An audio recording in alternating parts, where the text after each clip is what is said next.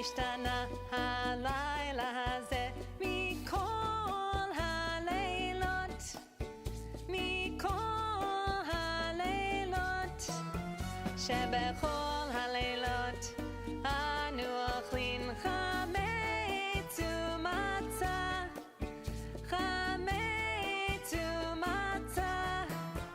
הלילה הזה כולו מצה. הלילה הזה כולו מצה. מה נשתנה הלילה הזה מכל הלילות, מכל הלילות, שבכל הלילות אנו אוכלים שער ירקות, שער ירקות. הלילה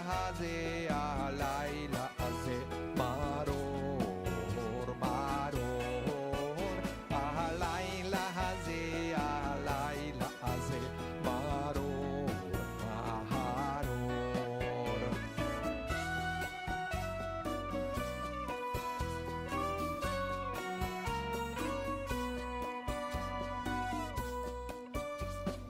מה נשתנה הלילה הזה מכל הלילות, מכל הלילות, שבכל הלילות איננו מטבילים אפילו פעם אחת, אפילו פעם אחת. הלילה הזה שתי פעמים, הלילה הזה שתי פעמים. מה נשתנה הלילה הזה מכל הלילות, מכל הלילות, שבכל הלילות אנו אוכלים בין יושבים ובין מסובים, בין יושבים ובין מסובים. הלילה הזה כולנו מסובים. הלילה הזה כולנו מסובים.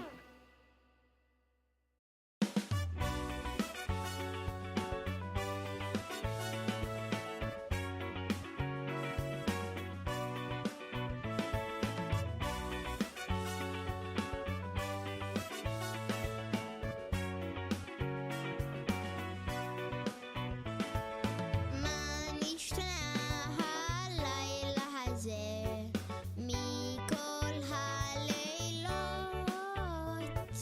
מה נשתנה הלילה הזה מכל הלילות, שכל הלילות אנו אוכלים חמץ ומצה. הלילה הזה כולו מצה, שבכל הלילות אנו אוכלים שער ירקות. הלילה הזה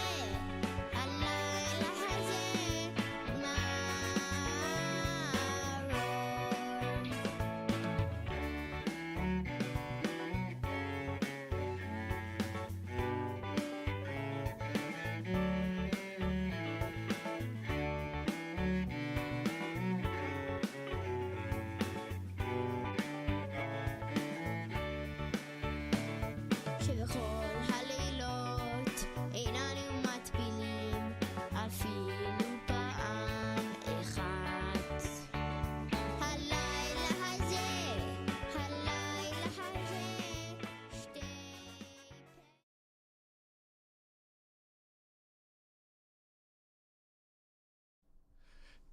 Hello everyone, good afternoon, Chag Sameach, Moadim Lesimcha.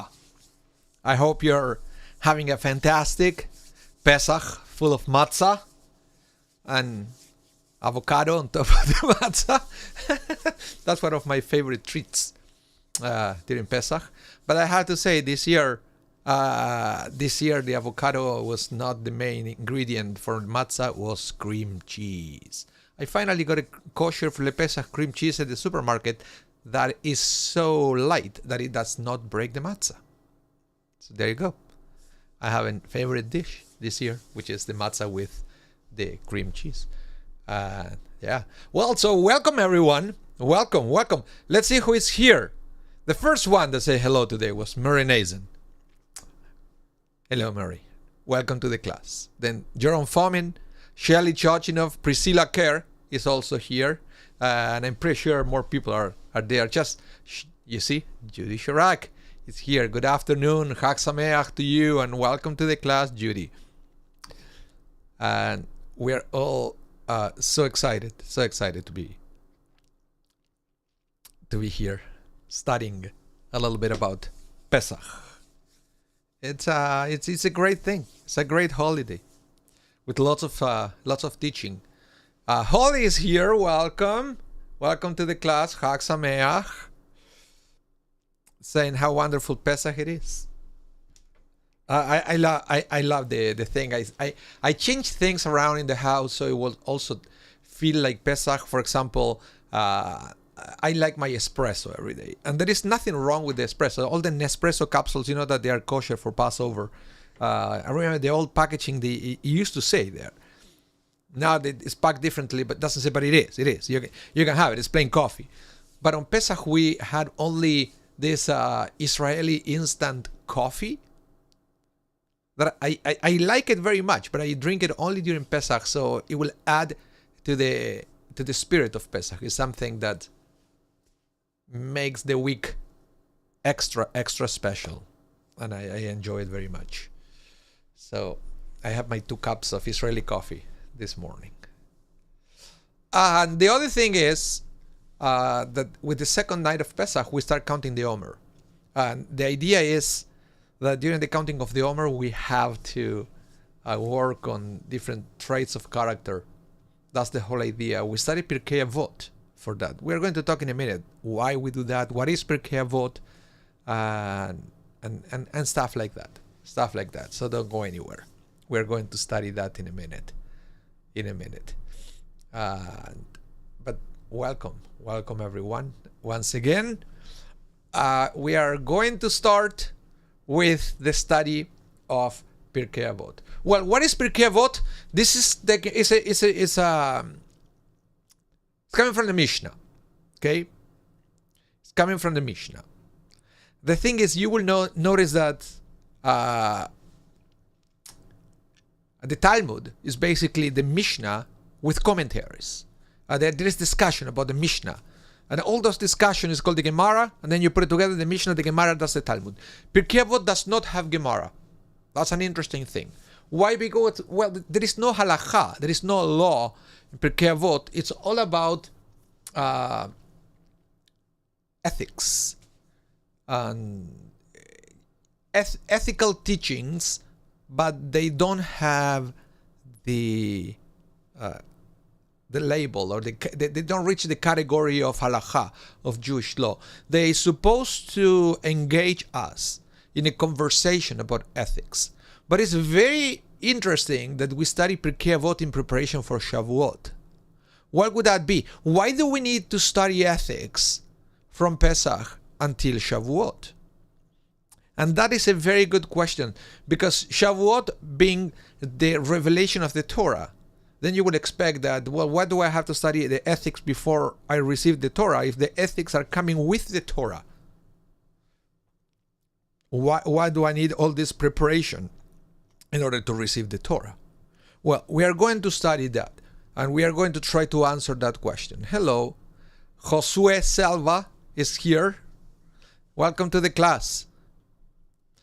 So, without any more delay, I'm going to start showing you a little bit of the Pirkei Avot, and then we are trying to answer the question of why we study Pirkei Avot in preparation for the reception of the Torah. Okay? So, this is the very beginning of Pirkei Avot that I have here for you. And there are a few things that we have to study before we answer the question.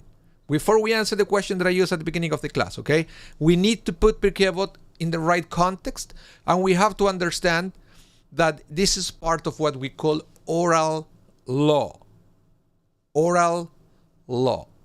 We are Jews, but actually we are called rabbinic Jews, because we believe that the Torah, of course, was revealed by God on Sinai, but there was also a second Torah that it was revealed, that is called the Oral Torah, the oral law, that it was revealed orally to Moses, and Moses taught all that information to the next generation and so forth. So we have these two parallel bodies of Jewish law. One is written, is the written Torah, and the other one is oral, the Oral Torah, which eventually was compiled into the Mishnah, and eventually the discussion of the Mishnah became the Talmud, right? But you have to understand where that is coming from. Well, Pirkei Avot is actually reminding us of this chain of Oral Torah and how it went all the way from Sinai to the Rabbis. So it's not a coincidence that Pirkei Avot opens with this statement. Hello, Priscilla. Welcome to the class. You say the book, you told me a bit of the Jewish law and history behind. Which one? I recommended you many books. So we'd like to know which one it is. I want to know. I'm curious now. Okay. So let's read this. Moses received the Torah from Sinai and transmitted it to Joshua. Oh, the one from the afterlife. Okay. Okay, thank you, Priscilla. Transmitted it to Joshua, and Joshua to the elders, and the elders to the prophets, and the prophets transmitted it to the men of the great assembly. And they said three things: be deliberate in judgment, raise up many disciples, and make a fence for the Torah. So let's try to understand this, because here it's not necessarily talking about the written Torah. Otherwise, the concept of transmitting it doesn't make any sense. It will have, well, Moses received the Torah, wrote it down, and then it gave it to Joshua, and Joshua gave it to the elders. But here is a concept of transmission that involves also, you see the word in here is umsara, which is the same word we use mesorah when we talk about the tradition, but the way we understand things.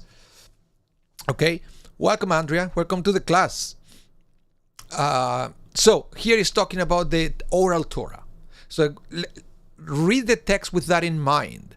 Moses received the written Torah and the oral Torah from Sinai.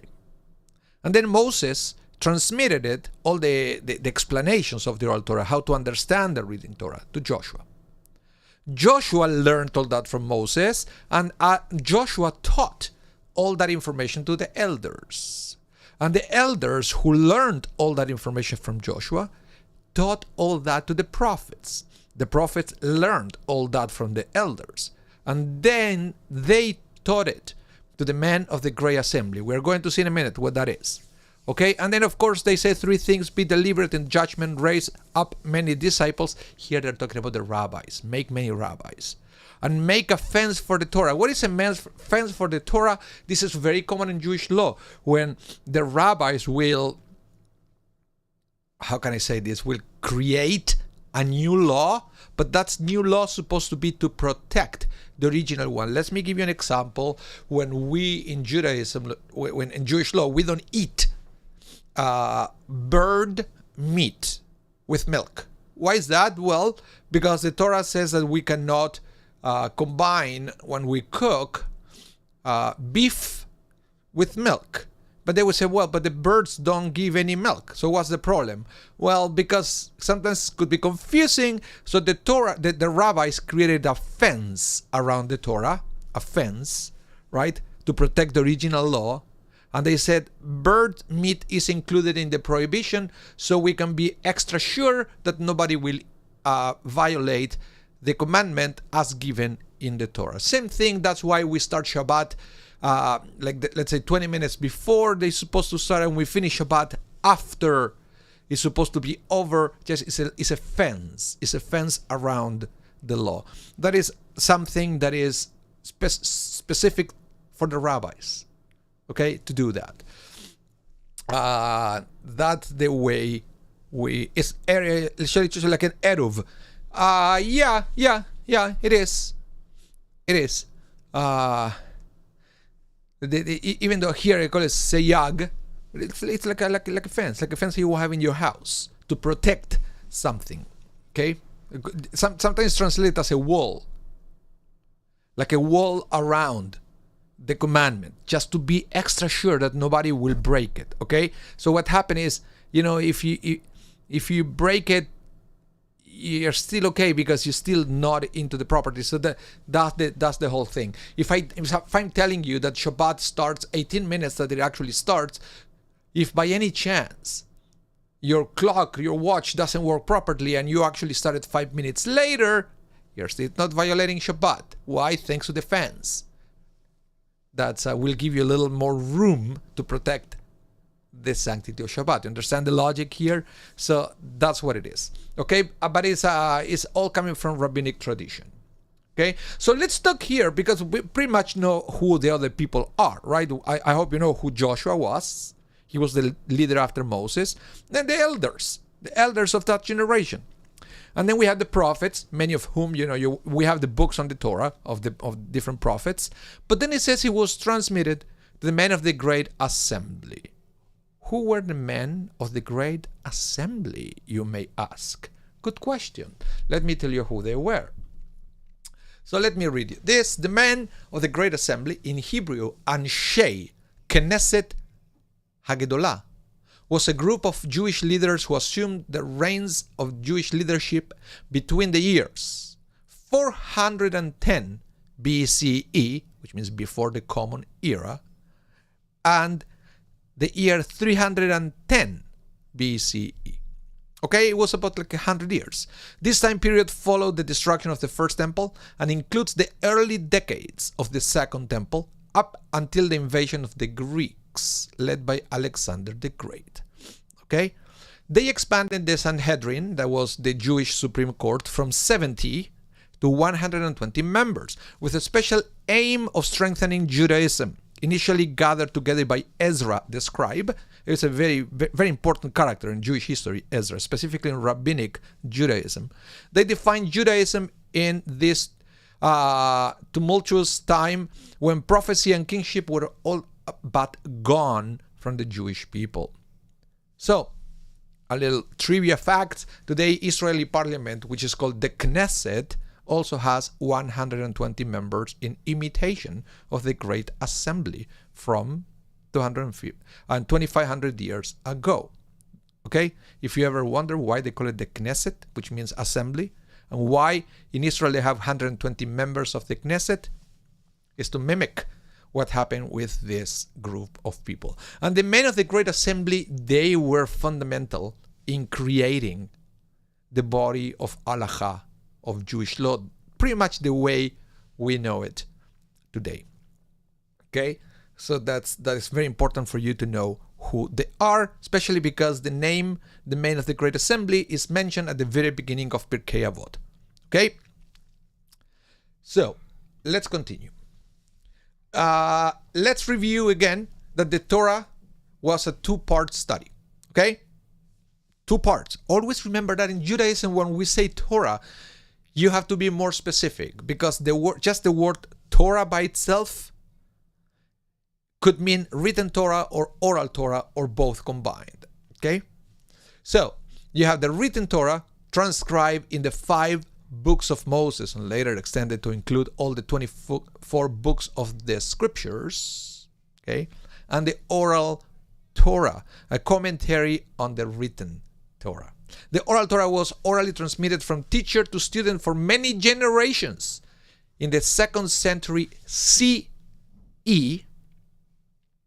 in the year 200 of this era, Rabbi Judah the Prince, also known as Rabbi Yehuda Hanassi, in English Judah the Prince, felt that the oral law would be forgotten unless it was transcribed. This was after the Romans were killing rabbis. And somebody said, whoa, if they keep killing rabbis, and there is all these prohibitions of the ordaining new rabbis and teaching Torah, what is going to happen with the oral law? Where is it going to go? So Rabbi Yehuda Anasi, Rabbi Judah the Prince, he said, okay, I know God's intention was to preserve this orally, which is a great thing, because when something is oral, is alive, is organic, it evolves naturally, right? So you have a written Torah that is set in stone, nothing changes, and the oral Torah that it is expanding and adapting constantly. That was the original idea, but unfortunately, that model didn't work anymore. The judgment of Rabbi Yehuda Anasi was, if that model continues, the oral law is going to disappear pretty soon. Okay? So what he said is it has to be transcribed. It has to be written down. It has to.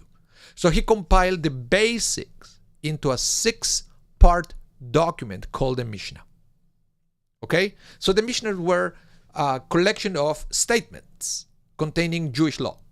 Things that they are not in the written Torah, but is a companion to the written Torah, so you can understand the verses of the Torah. Because the Torah sometimes is not clear what you're supposed to do.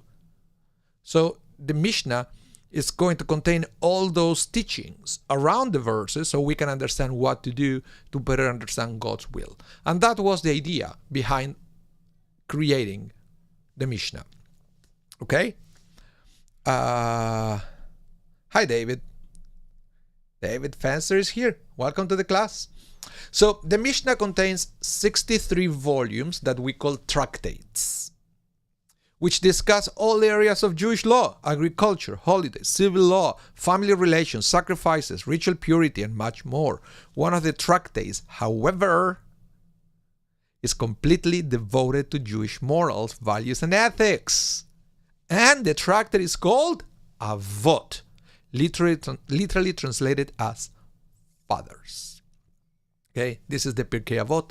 It's coming from the Mishnah and is one of the tractates of the Mishnah. The interesting thing is there is no formal discussion of Pirkei Avot in the Talmud. So that means that this is a Mishnah that does not have a Gemara, like all the other tractates that the discussion was printed. Okay, and that's what happened.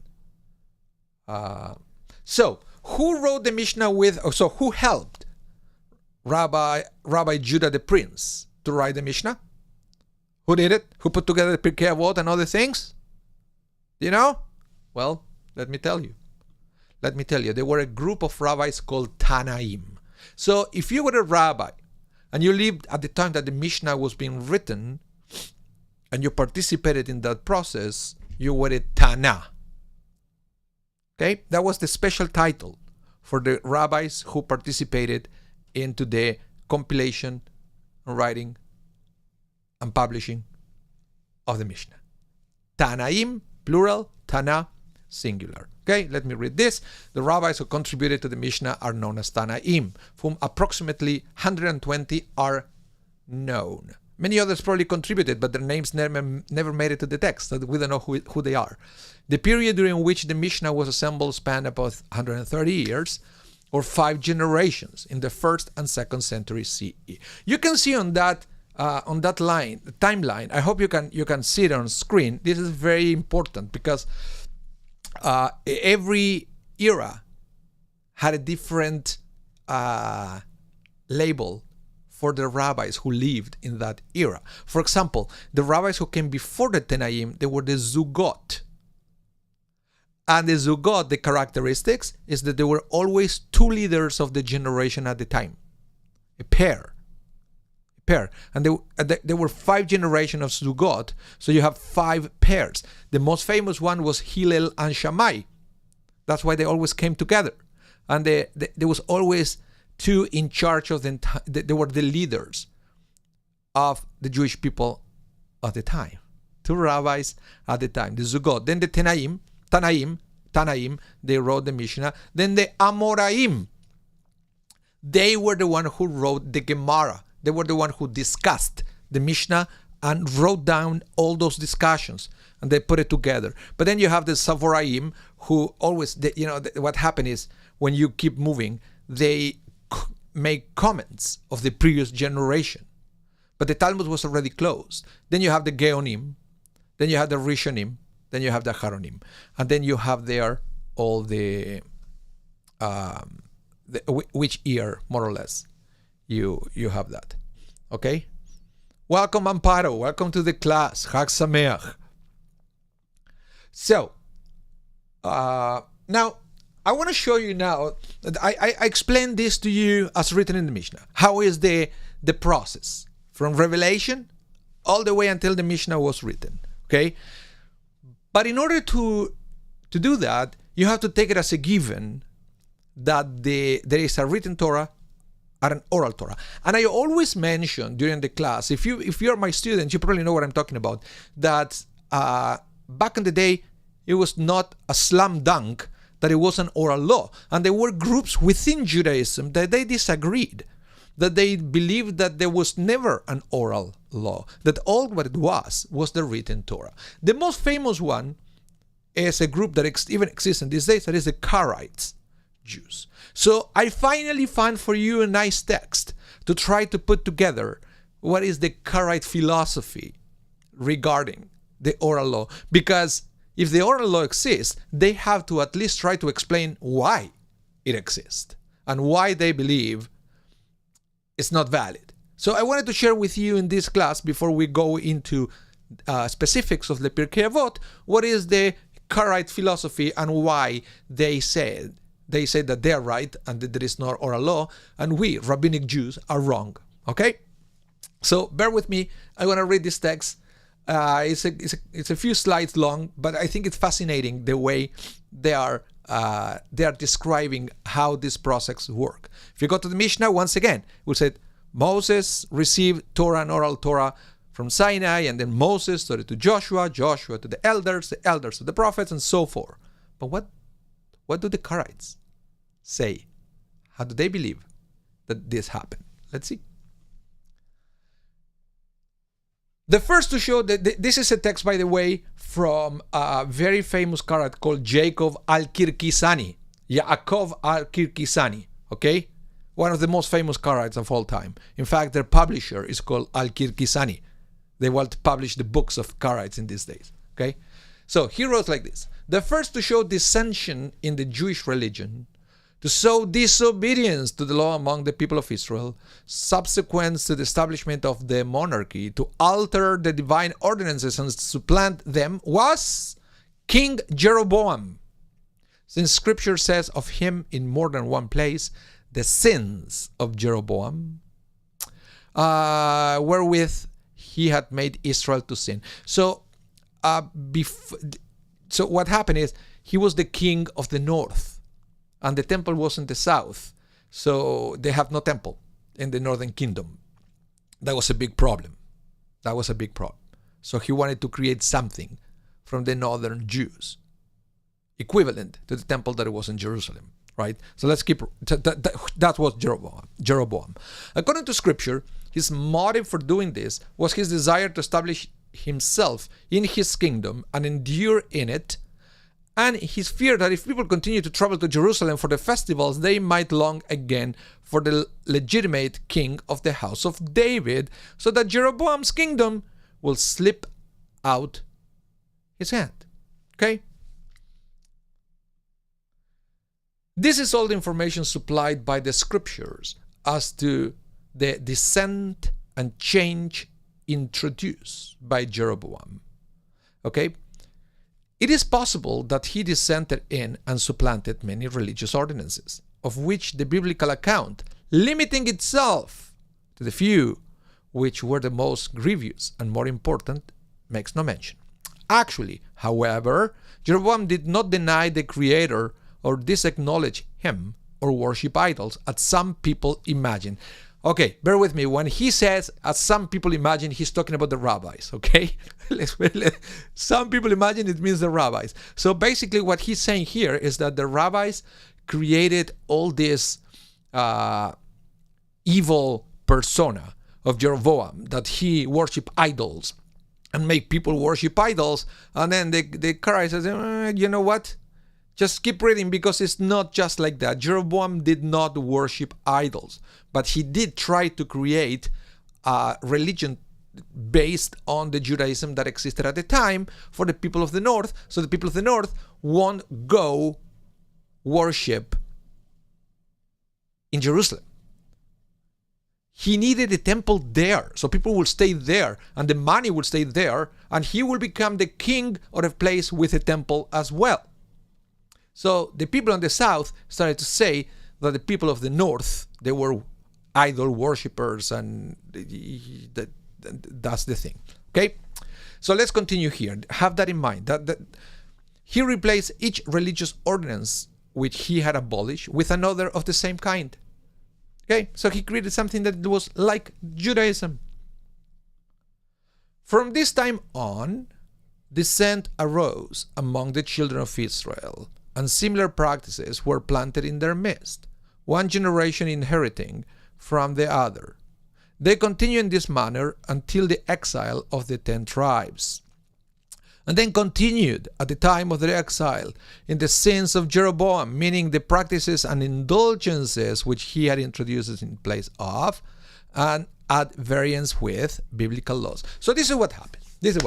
Jeroboam created this religion that it was very similar to Judaism. He made it easier, so more people will be attracted to this form of worshiping, also worshiping to the same God and everything in the north. Okay?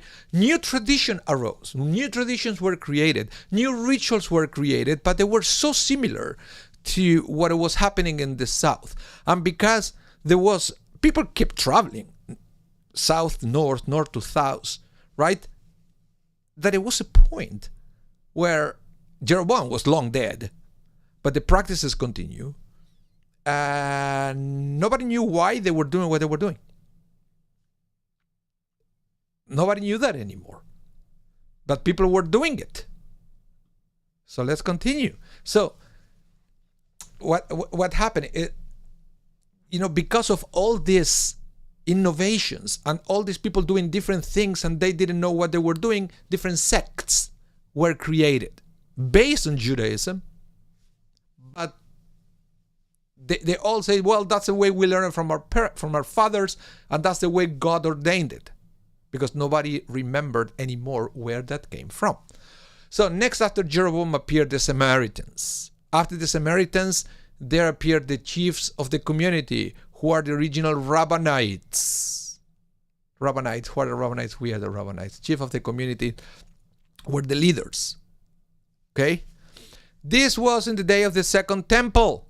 The first of them to be recorded was Shimon, who they call Shimon the Righteous. Shimon HaTzadik in Hebrew. They say that he was one of the remaining members of the great synagogue. That was its 120 members, remember? These, they say, lived in the time of Ezra and Nehemiah. The Rabbinites acknowledged the authority of the chiefs of the community solely because they followed the practices and the indulgences inherited from Jeroboam. In particular, they sustained and conformed these practices, supplied them with argumentative proofs, the Talmud, and wrote down the interpretations, and then in the Mishnah and in other works. So, in other words, what they are saying here is that the rabbis learned all this thing from the remnant of what people were doing from the time of Jeroboam. Nobody knew where that was coming from. So the rabbi said, oral law was given by God orally. That's why we do it. Again, this is, by the way, there is the name, Jacob al-Kirkisani. This is the Karaite theory of why we have the oral law. I just wanted to mention where they believe that. They believe that what we call oral law actually came from King Jeroboam and the new practices that he created. Okay? So there you have the two ideas. But we believe, as rabbinic Jews, that the oral law was revealed in Sinai at the time of the revelation of the Torah. Okay? Very good. Now, let's go back to the original question that I have for all of you. Why do we study Pirkei Avot between Pesach and Shavuot? And the answer that we usually get is because you have to prepare yourself to be worthy of receiving the Torah. But then my reply to that answer will be, why do you need to be worthy? Isn't the Torah supposed to be giving to us so we can become better? Why do you have to become better before you receive the Torah? Wait until you receive the Torah, learn the Torah, and become better. Isn't that all the information in the Torah for us to improve our lives?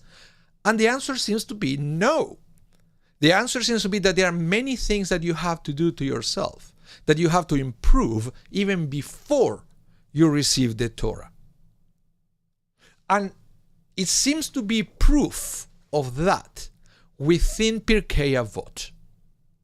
Let me explain. I'm going to bring now the first text for study of Pirkei Avot, and you will see how even Pirkei Avot implies that there are things that the Torah will never teach you. And you have to study by yourself in order to become a good person. Because remember, Pirkei Avot is all about ethics. And it seems to imply that if you want to become a good person, the Torah is not enough. There are things that you have to figure out outside Torah. So let me bring this text for you. It goes like this. Rabbi Yochanan ben Zakkai said to his student, by the way, Rabbi Yochanan ben Zakkai, great rabbi, he was one of the fathers of rabbinic Judaism. He escaped the siege of Jerusalem by Rome, right? Faking his own death. And then he bargained with the Roman general to have his own house of study in the city of Yavne. And it was granted to him when he was able to leave the siege of Jerusalem. So he created many of the things that we know, many of the rules and the dynamics of rabbinic Judaism with Rabbi Yochanan ben Zakkai. Okay? Rabbi Yochanan ben Zakkai said to his students, go forth and observe which is the right way to which a man should cleave. Okay?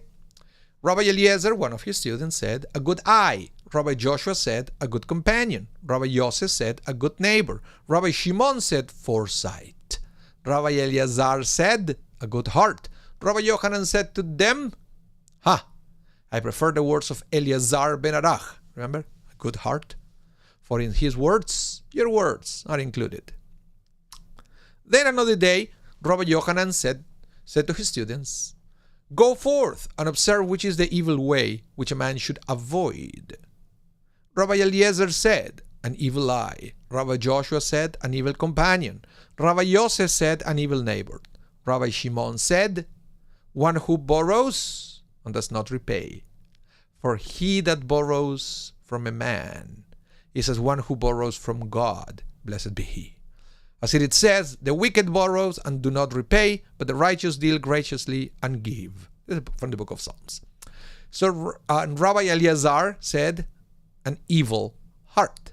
Rabbi Yochanan said to them, I prefer the words of Eleazar ben Arach, for in his words, your words are included. So, what happened here is, Rabbi Yochanan ben Zakkai was the head of his rabbinic academy. And it's all good. He was studying Torah with his students. But one day, he said to his students, get out of the yeshiva. Get out of the Torah academy. Get out. Go to the world. Go outside. And then figure out by observation, by experience, which is the right way to which a man should cleave. In other words, what he's saying is, guys, the answer to this question is not in your books. You have to figure it out by living your life. Go out. Go out of the academy and figure it out forget about the Torah for a minute. Forget about Torah. Because these things you have to figure it out by yourself, by living life. And it's in Pirkei Avot. He said here, to me this is mind-blowing. Because it says that Torah is great, but only if you have this figured out in advance. It's almost like Yochanan ben Zakkai was saying to his students, look, I can bring you this far, but if you don't do this work, this homework, if you don't figure out by yourself what is the important thing in life, then you will be very limited on what the Torah can do for you. So in other words, they say to figure it out that the most important thing in this world, the world, is to develop a good heart. It's not something that you're going to learn in the Torah. It's something that you have to figure out by yourself. And then in the other side, you will see what also what is the thing that you have to avoid at all cost. And again, Rabbi Eliezer said that evil heart. Avoid having an evil heart. Not in the Torah. You will learn that in life. And then you see that Rabbi Yochanan said at the end, if you can understand that you need to develop a good heart and to avoid an evil heart, then everything else is included. Everything else is included. Then when you read Torah, everything else will fit into the right place. But not if you not do that in advance. Okay? So that is something very, very important. Very important to do.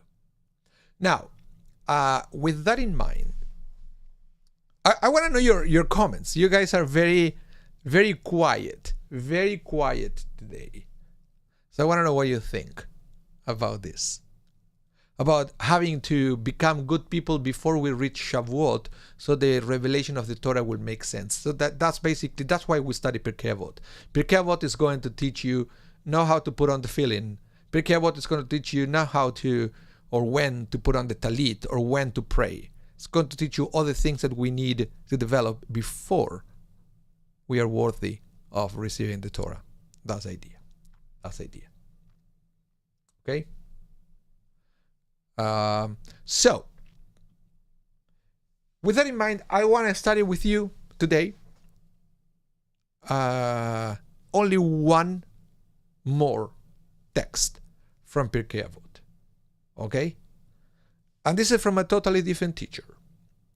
But with this, you will have a taste of what Pirkei Avot is trying to teach. It will give you, how can I say this? Pirkei Avot contains that kind of teachings like Yochanan ben Zakkai, which is how to become spiritually street smart. Pirkei Avot fills up a gap in the Torah, because the Torah sometimes becomes too technical. It spends so much time to the mechanics on how to practice Judaism, then sometimes we miss things like this. That's why Pirkei Avot is so important. Pirkei Avot does not contain a specific Gemara. There is not a formal discussion about it, because this is a discussion that it has to happen in every generation. All these things that you will see here are perfect to engage in a conversation about a very important thing and how things mentioned here can or cannot help us develop a good heart and to avoid an evil heart. Okay? Shelly Chochinov, you say here is like a spiritual mikvah. Yeah, something like that. And Jerome said if you have an evil perspective, then you will interpret the words to fit your leanings also. Yeah, I mentioned that before. Yeah, thank you for the reminder, Jerome. That's the other thing. And it happened in every religion. Every religion. If you have an evil heart, you are going to use your holy book to justify your evil. And we all witness that in every generation, right? Holy, let's say what you say. He said, I think it's setting a firm foundation and everything else makes sense within that framework. It's like having a good outline, the assortment of laws fit well inside it. Yes, it will create almost like a spiritual and mental shelf when you can put everything else coming in the Torah. I like that perspective. Thalma Suris, welcome. He said, I like it. Preparation in advance make it easier to absorb. Kind of like preparing your ingredients and heating your oven before you start the baking process. That makes sense. I will start doing that. Maybe I will have a better luck baking. Very good. And Shelly, you said again, study guide. Yeah. Yeah. Okay, so let's study this a little bit. Okay, Avot, Pirkei Avot, chapter 4, Mishnah number 21. By the way, Pirkei Avot is split into chapter and Mishnayot. So if you say 421, what you are saying is chapter 4, Mishnah 21. Okay, that's the way you say it. I said, Rabbi Eliezer Hakapar says, envy, lust, and honor drive a man from the world. Okay? It's brilliant. And you can tell. It's so direct. So direct that then all you have to do when you read something like this is to try to figure out how. It's trying to engage in a conversation that you should have with yourself. In what way envy, lust, and the pursuit of honor affect you? Why is it so bad? Why is it so bad? That's what you have to understand. But before we do that, and this is something that I'm going to do with every Mishnah that I present you during this Omer series that hopefully will go all the way until Shavuot, except there is no class next week. It's Yom HaShoah. We have lots of events here in Winnipeg, so I won't be able to be here teaching you next week. I apologize for that. But then we will continue after that with more Pirkei Avot, okay? What I want to try to do also is for you to get a little bit more educated on who these rabbis were. Because, yeah, Rabbi Eliezer Hakapar, fine. It has a nice ring to it. But who was he? Who was Rabbi Eliezer Hakapar to be able to do this? Okay? So, let me share this with you so you can start understanding who he was. Rabbi Eliezer Hakapar was a Tana. As if you were paying attention. Who was a Tana? The one who wrote the Mishnah, right? Actually, it makes sense. If it's in Pirkei Avot, and Pirkei Avot is part of the Mishnah, the rabbis mentioned there were Tanaim. Okay, so Rabbi Eliezer Hakapar was a Tana of the 5th and last generation of the Tanaim era. Remember the beginning said there were 5 generations of Tanaim.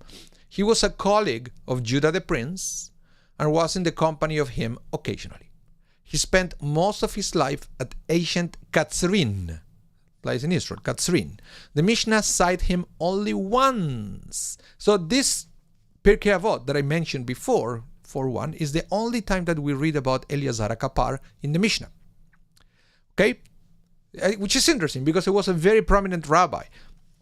He was a colleague of Judah the prince, and they were always together.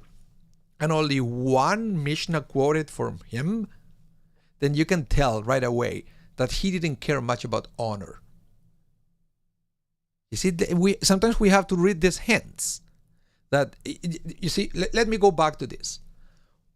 When somebody who was this great rabbi, but you read only one quote from him in the Mishnah, is telling you, get away from the pursuit of honor, then you can tell that he had the morals to say something like that. Because usually when somebody tells you something in these days, 21st century, if somebody said, you know what, I think you're wrong, I think you should change, usually the first thing we think is, who do you think you are?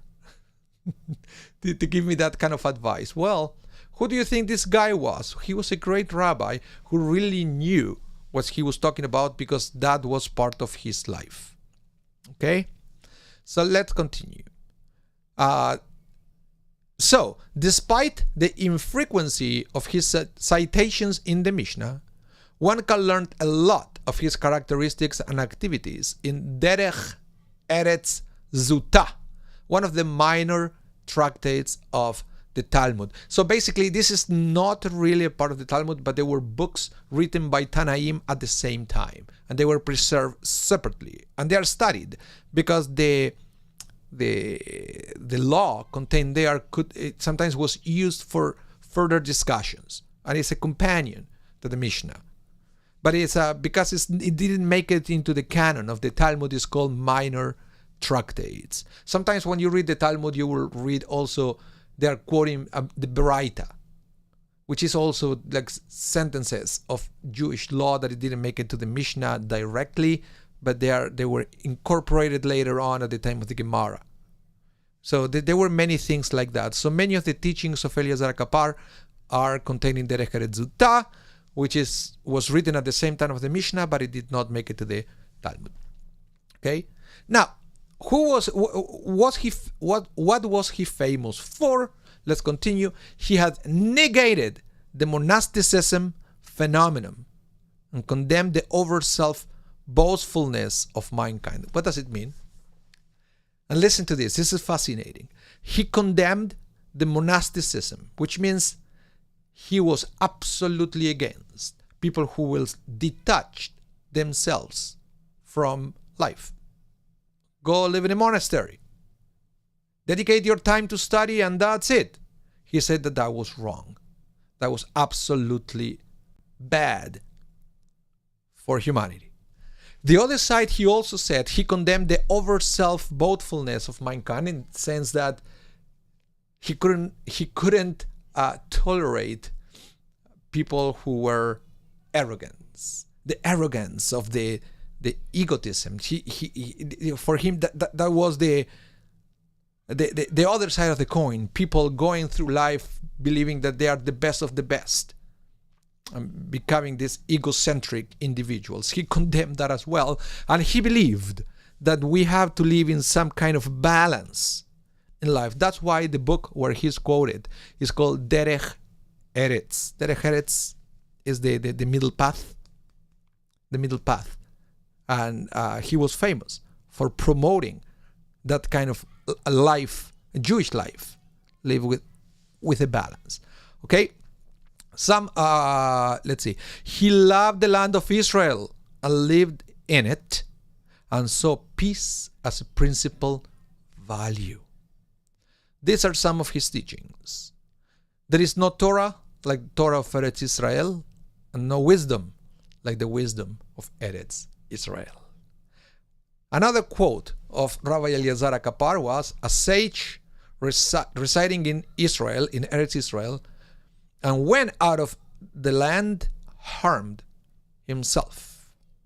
So he saw a value of living in the land of Israel, even if life is not as comfortable as it was back in the day, let's say in Babylonia. Okay? In these days, you will say America, for example. He said, nope, there is a value on living in the land of Israel, even with all the difficulties. Then he would say, the synagogues and Beit Midrash in Babylonia will be in the time to come be planted in Israel. So it doesn't matter how good they are, the schools and the synagogues in Babylonia. In the future, everything is going to be moved to Israel. And then he also said, great is peace, for all blessings conclude with peace. Because you would see, for example, in the Amida, the last blessing is always a blessing for peace. So it's very interesting. Now, the other thing that is interesting about this guy is that an important archaeology finding, right? That it was discovered at a mosque in Kfar Devorah, Golan Heights, was a frame headed decorated with two birds of prey holding nosegay in their beaks. Why is this so important? Because the frame head bears the inscription, Ze Beit Midrasho Shehal Rabbi Eliezer HaKapar. This is the Beit Midrash, house of learning of Rabbi Eliezer or Eliezer HaKapar. Okay? This was quite a finding. I don't know why this is so important. Because this is the only source from the era of the Tanaim that the term Beit Midrash is cited. What about that? This is quite a find. Now that we know how old is the expression Beit Midrash that we use even in these days. It's one of the ways we call the house of study, but also serve as a synagogue. It's coming all the way from the time of the Tanaim. So this is a very important finding. Okay, and you can see it. This is exhibited at the Golan Archaeological Museum in Katzrin Israel. So if you're ever there, you can go and visit. So now let's go back to the original Mishnah that we study, right? Avot 4:21. Rabbi Eliezer HaKapar says, "Envy, lust, and honor drive a man from this world." Okay, and let's study a few comments about that. Couple of comments. First, let's see what the Rambam, the Maimonides, said about that. He said, now he's quoting HaKapar. He said that envy, lust, and pursuit of honor drive a man from this world. Why is that? That is because these traits, or even one of them, perforce destroy the faith of the Torah. And so, neither the intellectual virtues or dispositional virtues will reach him. Okay, so this is the interesting thing. Before I analyze this, with Rambam, the Maimonides seems to imply that there are two different virtues. One is the intellectual virtues, the one you learn by study, and the dispositional virtues, the one that come naturally or by personal experience to you. Okay, he seems to believe that they are two different things, and this is one of the things that I mentioned at the beginning. That's why we study Pirkei Avot, because we believe that there are certain things that you learn from the Torah, but there are certain things that either they are already inside of you or you will learn by experience. And there are virtues that they are very important for our lives. But the Rambam said, quoting HaKapar, that it would say that if you have even one of the three, envy, lust, or pursuit of honor, that will block you. That will block you from the virtues. That will block you from developing the intellectual virtues and the dispositional virtues. So that's why I said it's so important to understand in which aspects of our lives we sin, we transgress by envy, lust, or pursuit of honor. And to avoid it. That is something very, very important. Okay? And the other one that I want to bring from you is from this rabbi, Hagaon Harav Gershon Shaul Yom Tov Lipman Ben Nathan Halevi Heller. That's a long name. So, he says, since envy is engendered by evil eye and lust is engendered by the evil impulse, and honor is the cause of hate of the creatures, there is nothing more hateful to the creatures than the one that runs after honor. It's interesting because for him, at the end, he closes his statement by saying that this, most people will agree that envy and lust are a bad thing. But they say, what's wrong about running after honor? We all, it's something that we all do. We want to be recognized for what we do. We want our names in a plaque. That's what you see, that is running after honor. And he will say, at the end, there is nothing more hateful to creatures than the one that runs after honor. Because that will be sometimes the source of envy, of jealousy, and even lust. So we have to recognize that sometimes this running after honor is the seed of the other two, at least for this rabbi. So we have to pay special attention, specifically, to how much in our lives, how much time we spend running after honor. That's one of the things that we have to change in preparation for the giving of the Torah. Okay, so this was my introduction of Pirkei Avot for all of you today. It's going to be more in future classes. We are going to continue analyzing different texts of Pirkei Avot. And I hope you're going to join me on all that. And I'm telling you, I'm going to do the same thing. The classes are going to have the same format. I'm going to present a Mishnah from Pirkei Avot. We're going to study a little bit about the rabbi who wrote it. I want to present a little bit of context information so you will know who they were. And then we're going to discuss all the statements that they say. Why we do that? Hopefully we will learn a little bit from that. and to be better prepared to reach Shavuot at a higher spiritual level. Holly, is it this? Did this last rabbi give himself this grand name? Usually these names are given by the students of the rabbis. Yeah. And then the Gaonim, you see this guy, that's for special rabbis. Special rabbis. The students are the one who do that. Okay? Thank you, everyone. See you 2 weeks from now, where we are going to continue studying Pirkei Avot with part 2 of this series. Until then, have a wonderful day. Chag Sameach. Remember, Pesach is still on. Pesach doesn't end until Saturday night. So we should still avoid chametz. If you can't, eat matzah. Come to services. Remember, on Saturday morning, we have Iskor at 10 a.m. But the service at 10 a.m. Iskor probably will be around, I would say, 11:30 at the Shari Zedek, all Central Time. So please join us for all the services. Thank you, everyone. Have a wonderful day. Hope to see you soon. Bye, everyone. Chag Sameach.